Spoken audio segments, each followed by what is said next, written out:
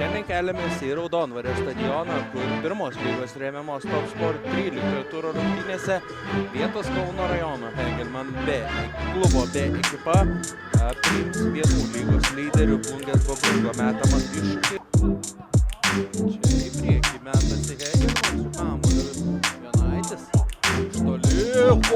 Kišti Švederį ir pavyksta perimti kamuolį Bobrungui.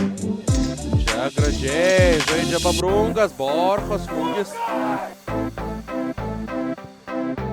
Keliamas kampinis. Čia Titas Giedraitis, kaip aukštai kyla.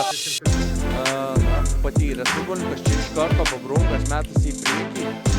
Link Agemango kamuolį kėlė Čepkauskas. Dabar dar kartą antrą kamuolį čia aukščiau.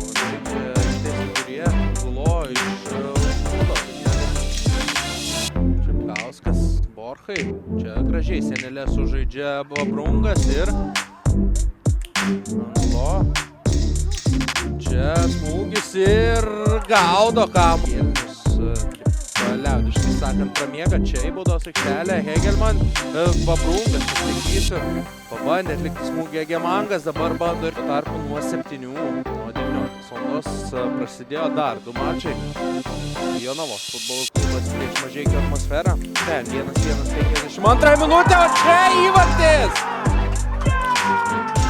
Įvartis krenta į vartus. Lukas Čepkauskas 81 minutę pertraukia mane. Jungiasi ir Bagužas, jungiasi ir Angulo, jungiasi ir Kaitoimai. Borcha 1, čia atlieka smūgį virš vartų. Rezultatu 1-0. Plungės Bobrungas įvartį mušė. 81 minutę Lukas Čepkauskas. Jo įvartis leidžia iškovoti pergalę Plungės Bobrungui.